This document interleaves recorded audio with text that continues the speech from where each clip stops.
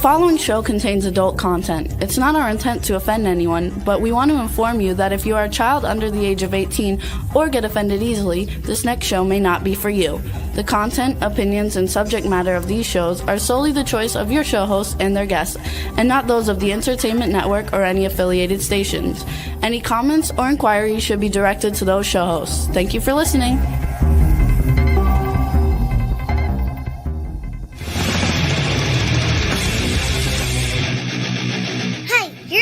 To the Adventure in Puntland on W4CY Radio.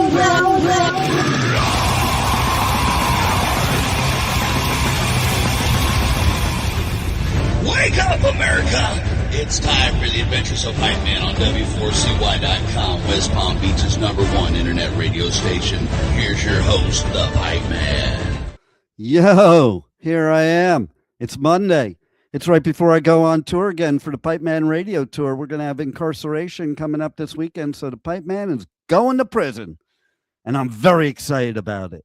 I'm very excited to go visit Shawshank Prison again. I'm like a repeat offender, okay? And then tonight, the Pipe Man's going to be at the I Think Financial Theater. We're going to be covering a show there. Chicago and Styx is playing. It's going to be so cool. Little pipe info. First song I ever played on the guitar was 25 or 64 by Chicago. First song I ever learned. Most people would Smoke on the Water. That was mine. Okay. And we're going to talk a lot today with the pet health guru as usual. Of course, I'm an idiot. I didn't turn the sound off of my phone. I thought about it, and then that thought just left my head. So we had to be here on the Adventures of Pipe Man, Positively Pipe Man, because this is the segment where we talk about pet health, business, motivation, all the serious stuff. The other Pipe Man, he gets subdued a little here. But we are going to be talking today about what is a service dog. I'm so excited about this topic because I have a lot to say when it comes to that here in South Florida, and we're going to find out what the pet health guru has to say. So let's bring the pet health guru on. And by the way, you're going to want to stick around because after the pet health guru, bring him on, Juan. After the pet health guru, then we are going to run a commercial for one of the festivals. I won't tell you which one. It rhymes with Loch Lahomie or Homa. and if you go to Hype Man Radio on all socials, we're doing ticket giveaways for that festival. And frickin' Slayer is headlining. I mean, you can't miss it. It could be the last time Slayer ever plays ever. And I'm not sure if you can bring service dogs there, but let's first define what is a service dog, pet health guru. Well, thanks, Dean, for having me on. We've been doing a little bit of research into this. Of course, I've talked about it for literally decades. Service animals are supposedly working dogs that are performing a very, very specific task. And, things like, watching owners, for signs of diabetic crashes or, blind, seeing eye dogs, things of that nature for medical emergencies. Unfortunately, in probably the last 2 decades, everybody has a service dog, just like everybody has a rescue dog today. It's, we call it a service dog because we want special favors from different businesses, whether it's the airline, whether it's restaurants, going into supermarkets, department stores, generally where dogs would normally not be allowed. And, and the problem on the backside of that is there's no regulatory body that monitors it at all. It was put into the Americans with Disability Act that certain animals should be allowed, but there's no definition beyond that. And so it's like crazy time out there with this stuff. Everybody's got an emotional support dog. Well, what's an emotional support dog? Oh, I love puppies. Oh, well, here's the thing too.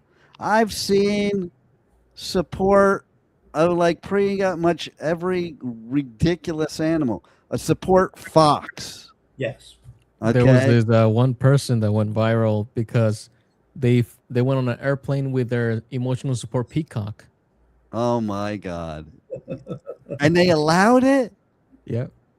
They basically under ADA, you have to, if they claim it, and there's no way of proving that it has any validity at all. Don't So- you have to have like these qualifications to meet a service animal? I'm sorry, go ahead, Juan. I was just gonna ask. There was this one time I saw this lady at Walmart with her service python, I guess you can call it. See, what kind of service? I does a would have python thought serve? I would have thought in that scenario, it would have been their emotional support switch. Because I see that stuff going on a lot at Walmart. Okay. Yeah. Except the that Jupiter would be one. like towards closing time at Walmart. Except the Jupiter one for some reason. Jupiter one is like different than any other Walmart in the United States. But the one here in Lake Park, oh my God, like you have to ask for somebody that works at Walmart. You don't need anybody that works at Walmart to ring out your stuff, but you do need to ask so you can get hair dye. Because apparently that's a big thing to shoplift. Oh, no, as you started to ask, Dean, there is no real guideline on specifications. It used to be a few organizations that did it. You had to do some sort of certification, you had to do some sort of trainings and show that you did the trainings. But that just all disappeared. You can go on to eBay and buy a service animal vest or collar. You don't have to prove anything. You just put it on, and you can't even be questioned at that point in time. Well, And the problem with a lot of these dogs is they're not trained. They're not even good, obedient dogs. They're not well acclimated. So they're actually little terrors sometimes, or big terrors. yeah, especially when you see a Chihuahua that's an emotional support dog. I don't know that a Chihuahua would give me anxiety, and I don't get anxiety. Okay, I but once saw a pug wearing one of those vests. It was like a tactical vest too.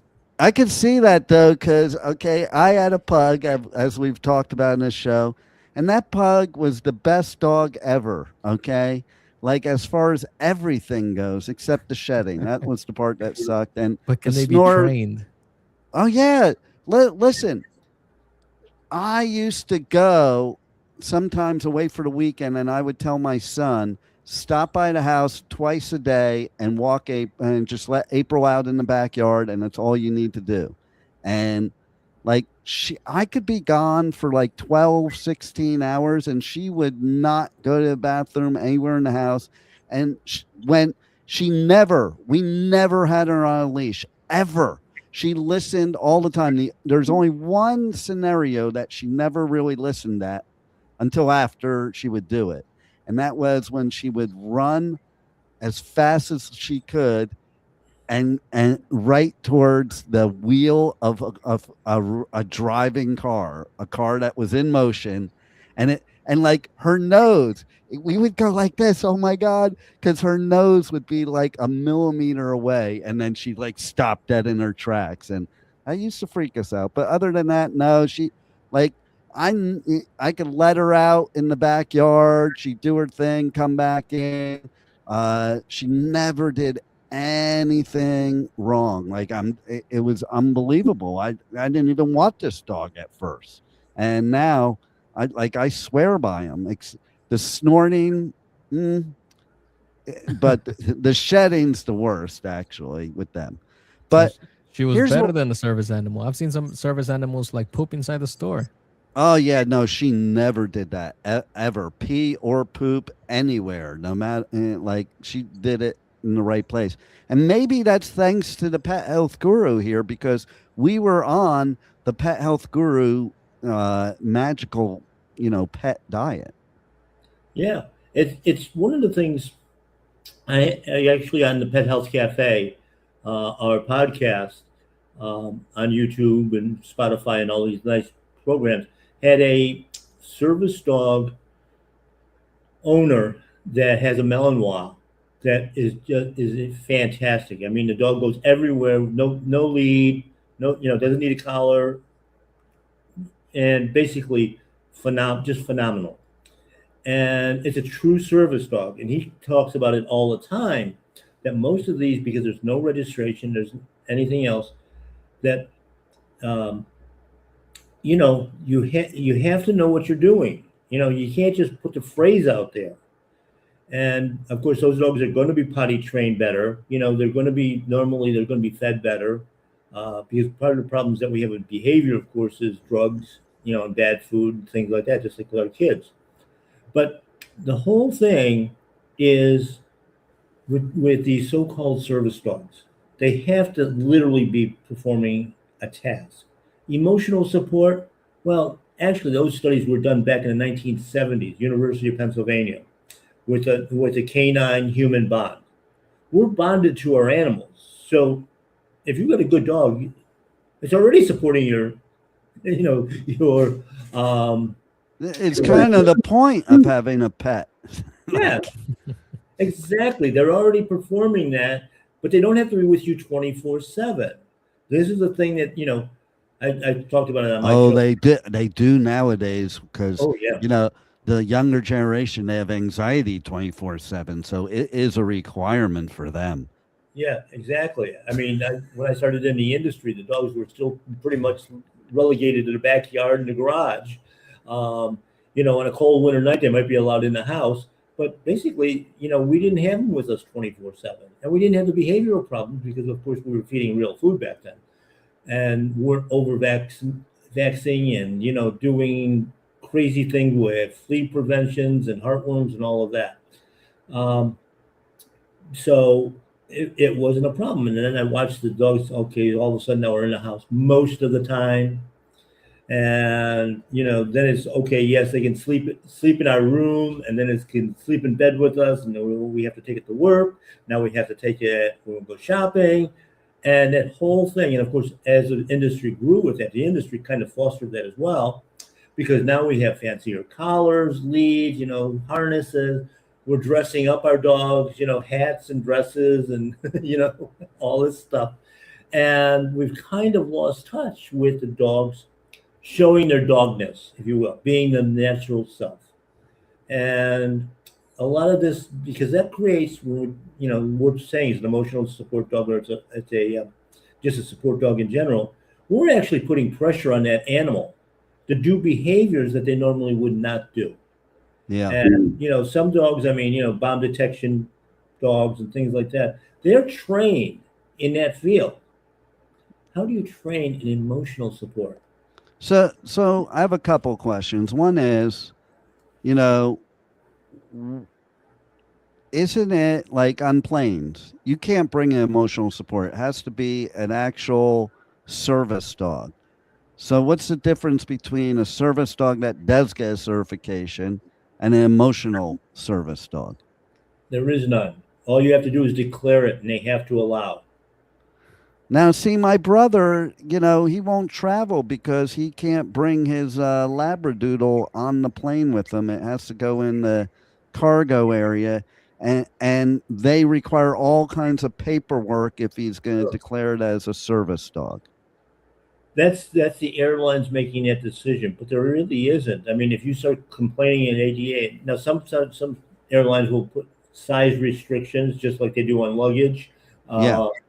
But if you want to buy a ticket for your dog, and generally, and you proclaim service dog status, and that you have a disability, and you don't have to prove your disability either, a lot of them will honor that. Does mentally disabled count? Because I'm sure he could qualify for that. I'm just kidding. That's just a little sibling fun. There are no restrictions on what kind of animals, emotional support animals you can take with you. How many guppies can I take? That's what I was going to say. I can see you wheeling down the aisle with your little carry-on. It's an actual aquarium, and you need the guppies there with you. Wait. I can't bring a bottle of water through security, but he can bring his guppy. When you stop and think Absolutely. about it, as well, I mean, people put aquariums in their home because it is peaceful. It's calming. That actually is a basically an emotional support living thing where our dogs are not how can it be how can we claim that they're an emotional support dog for us when all we're doing is catering to them, cleaning up, feeding, babying them? It's like you're spending all your attention on the dog. You're actually the dog's emotional support. Well, I have another question. Okay. So, like I've been seeing everywhere, Publix has made a big deal about this, and Publix only allows trained service dogs. And by the way, not just service dogs, miniature horses too. I guess That's that's good what to goes know. on in Wellington. Like you can bring your miniature horse. Yes. Okay, it's a trained service miniature horse. But pets and emotional support animals are strictly prohibited per FDA guidelines. So that tells me there are some guidelines somewhere. Well, animals in food areas and things like that, there are guidelines, but the ADA says this is an exceptional animal and you have to allow it. It just But they depends won't allow emotional support. So how does Publix know whether you have a emotional support dog or a trained service dog? It depends on what comes out of your mouth.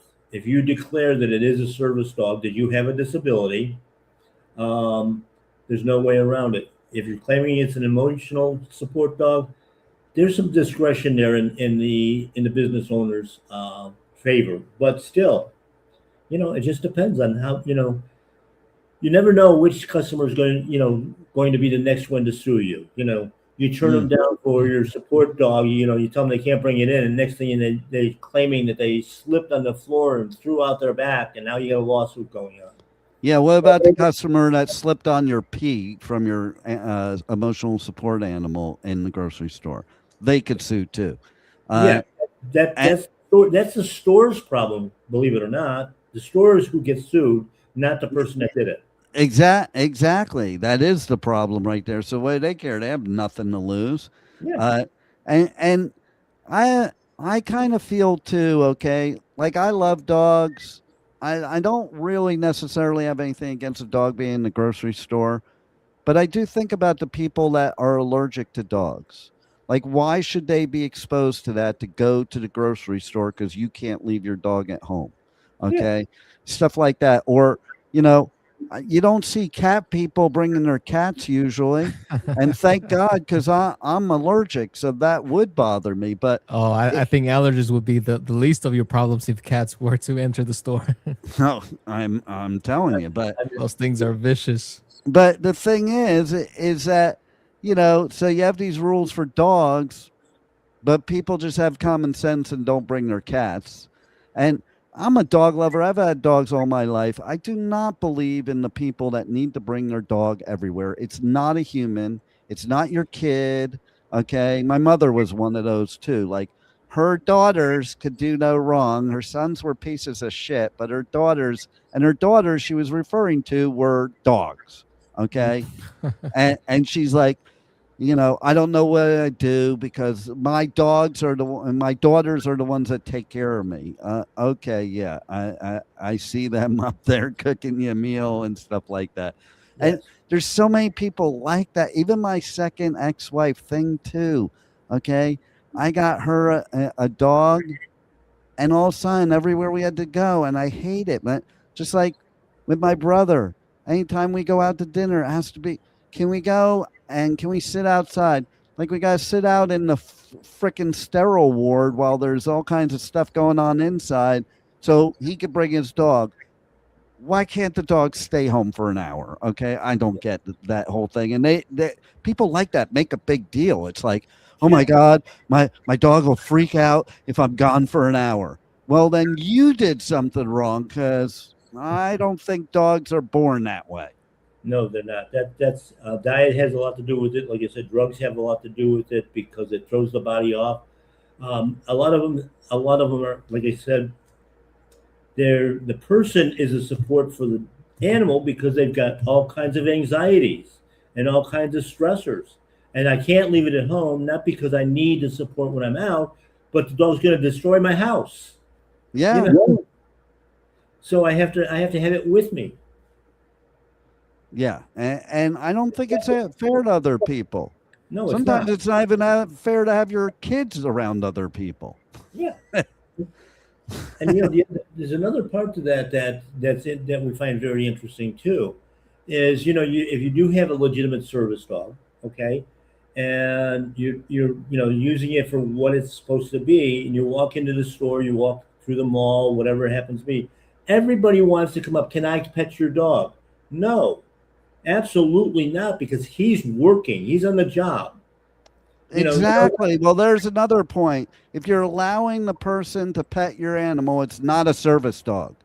No, because he can't focus. If your dog you got high blood pressure, and your dog can detect it, you've got a trained service dog for that. If he breaks his concentration or she breaks her concentration on you, you could have a stroke. Yeah. Exactly. So how do I know if my dog is even really qualified? There are a few organizations out there. I'm not familiar with them like I used to be, but that will provide training and some guidance and guidelines for their particular programs. But just like you go online today, I've been doing nutrition. You've known me for over 20 years. I've been doing it. I can go online now, and in a 6-week course, I can be a certified pet nutritionist or a naturopath, or I can buy a certificate anywhere. I can go check myself into a hospital and get a certification in 72 hours. Yeah. Absolutely. But you're right. Like, you can pretty much, and nowadays too, you can pretty much get anything. Like back before all these other generations and technology, like there were actual real experts. Like, everybody fancies themselves as an expert now. And like, if you don't have certifications or diplomas or training or education, formal education, not watching a YouTube video or a multitude of other things, like, you're not an expert. Because you have an opinion doesn't make you an expert. And Right. because you're a dog doesn't make you an expert service dog either. Yeah. Well, In a world of on the expert thing, on the expert part of that, there's a lot of PhDs that have no idea what they're even talking about. They're talking theory and things like that. Basically your knowledge comes from your experience. And to that point, as somebody that has had a lot of formal education, but also a lot of life and business experience, I did both formal education before it and after it. And I found that even the other students, because of that experience in business, marketing, and stuff like that, we were able to say, no, that's not really how it works. Mm-hmm. Because you go to school, you go to college, and I'm a firm believer in college. I'm a firm believer in a formal education. However, it's not the be all end all, because just because you did that formal education does not make you qualified. Yes. It makes you qualified on paper. Now go on real life with real life scenarios, because real life scenarios don't go by the book. No. Can I get a certification for an emotional support employee that I could bring to the grocery store with me? Do they allow that at Publix? I mean, let's face it. All of us have a little bit of insanity in us. So I guess any animal that will put up with us has to be an emotional service dog. Yeah, well, listen, there, and especially here in South Florida, I think we are the training center for insanity. I have a tendency to agree with you. And neither one of us were born down here. Exactly. And it is funny because out in Wellington, I'm not out there anymore, but everybody did bring their dogs everywhere. But that's because they were equestrian people, so it was part of their whole lifestyle. Okay. I don't know. Maybe I'm gonna get hate for this, but the whole thing of carrying your purse and your dog in your purse, okay, I don't think that's very fair to a dog. I don't want to be put in a purse, even if I was that big, or that small. What about you? What about you, Juan? Oh, my fish don't have a say. They So get put wherever they get put. they go in the They go in the purse. The then? thing is, like, if that was something that people did, like go out with your fish pets as emotional support fish, they wouldn't poop anywhere. They wouldn't make noise. Like, I've been to movie theaters where like there's a barking dog inside. Yep. That's like not the time or place to take your dog. Like, stay home, watch a movie on Netflix. Yeah. You're so right. Hey, Pet Health Guru, how can we make dogs no longer service dogs and just make them all fish? Yeah, I would even go for a reptile. Like, if you take your pet iguana to the theater, that would make less noise than the dog. Yeah. Well, too, I mean, certain dogs, cats, and other animals will have that same issue with intimidating people. I mean, some people are afraid of dogs.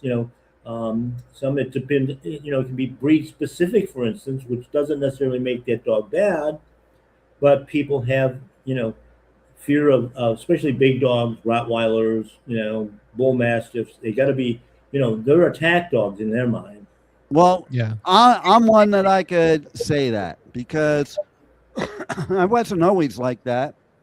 But I was 10 years old, walking my Bichon, and a pit bull came and ate it while I had it on the leash. Yeah. So I do get intimidated by pit bulls when I see them.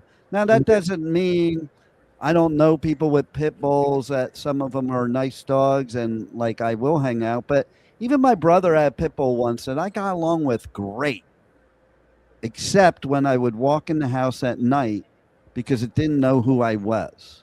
Yes. And so to me, that's kind of a danger in a public scenario because, a dog like that, they're known for, even though everybody praises them and, I've seen lots of great ones, they're known for snapping.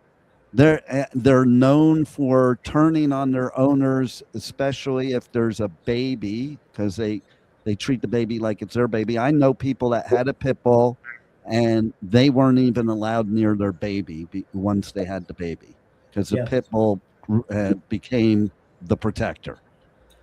Well, that's why I said too. I mean, the thing is the training's got to be specific, and you have to start, of course, with the basics. Basic obedience, and the temperament of the dog has a lot to do with it if it's a service dog. And then they need to be going through advanced training for whatever the problem is.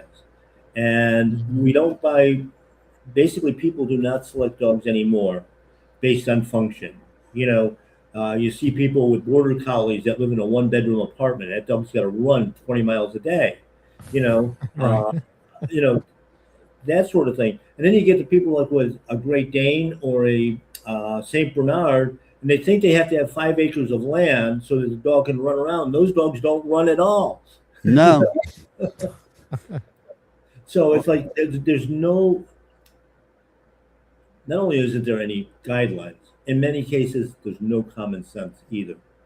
Now, I grew up around pit bulls, so I don't fully agree with Dean here, but I think statistically Oh, it's not even a speaking, matter of agreeing. It's just, it's like what I was saying. It's just because the danger is higher, but statistically speaking, you're more likely to get attacked by a Chihuahua than you are by a pit bull. Oh, I'm not a fan of Chihuahuas either. Let me tell you, but at least a Chihuahua, I hate to say it, you could drop kick it if it's about to kill you. If it bites you on the ankle, just It- do a if a high kick; pit- it'll fly away. If a pit bull is going to attack you, there's not really much you're going to do to stop Oh, it. once they clench, there's no getting out of That's that. my point. Like the whole point is why I have the fear of dogs like that is not because of the breed. It's because of my trauma of what I experienced, but also B, knowing that I wouldn't be able to stop it. Like Mhm. if a Chihuahua or even a Schnauzer, they're known as like sometimes Yeah. vicious. Okay, at least you could stop it no matter what. Like I was joking before, but in all seriousness, you could Yeah. like hold the Schnauzer back and stop it from doing anything. You're not holding back any pit bull or Rottweiler or Mastiff. No, I mean that was to say that was true also when I worked with some of the wildlife and stuff like that. And I was working, I'd have to go into a cage with a tiger. As long as they're well cared for and that sort of thing. But the danger was there just because of their sheer size. I mean, Yeah. if you ever had a cat or a kitten, they love to play. Well, we had a 9-month-old tiger that wanted to play like a kitten. And of course, the canine teeth were like 3 inches long and the claws were there. But you know how cats play, they don't have to be, they're roughhousing, but not aggressive and, killers. So you have a certain amount of respect for the size of the animal, the temperament of the animal. And, with so many dogs today being mutts, basically all these so-called designer dogs, there is no guarantee in temperament where when you used to buy purebred dogs from No, reputable it's breeders, science. this is what was supposed to happen. Yeah, it's mad science. You can't predict what's going to happen. Yes. It's not nature.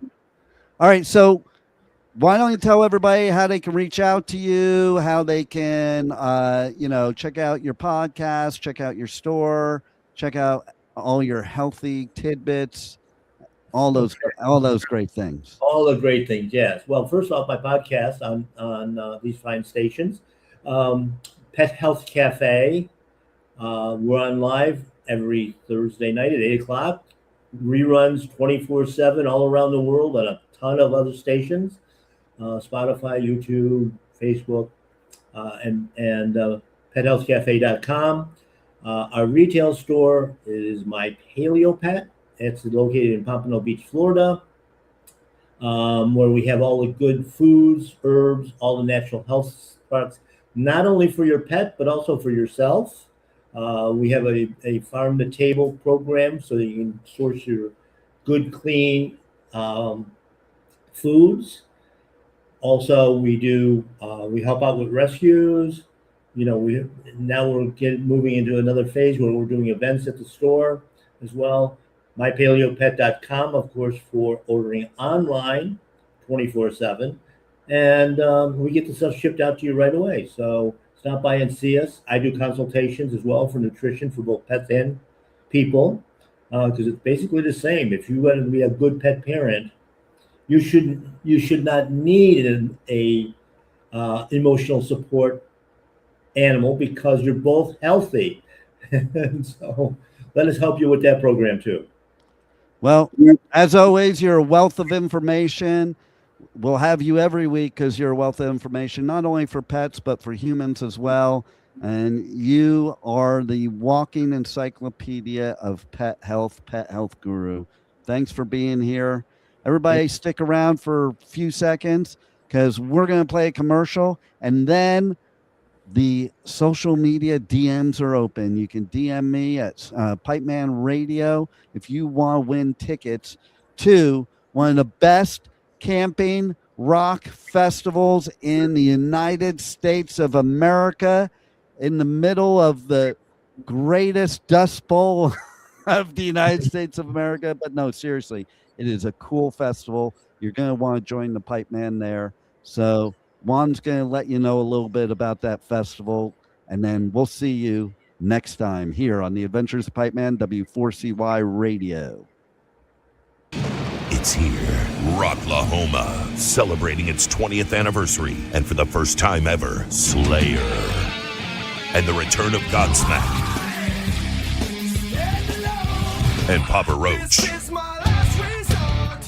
Rocklahoma is back Labor Day weekend, September 4th through 6th, with Slayer, celebrating the 40th anniversary of Rain and Blood, Godsmack, Papa Roach, also Stone Temple Pilots, The Pretty Reckless, Black Label Society, Jet, Wolfmother, Hollywood Undead, Dropkick Murphys, and Cypress Hill. Rocklahoma 2026, 20 years. Slayer, Godsmack, Papa Roach, Stone Temple Pilots, Cypress Hill, and so many more. Labor Day weekend, September 4th through 6th in Pryor, Oklahoma. Go to www.rocklahoma.com for all ticket and festival information. Don't miss Labor Day weekend's #1 rock and roll party, Rocklahoma.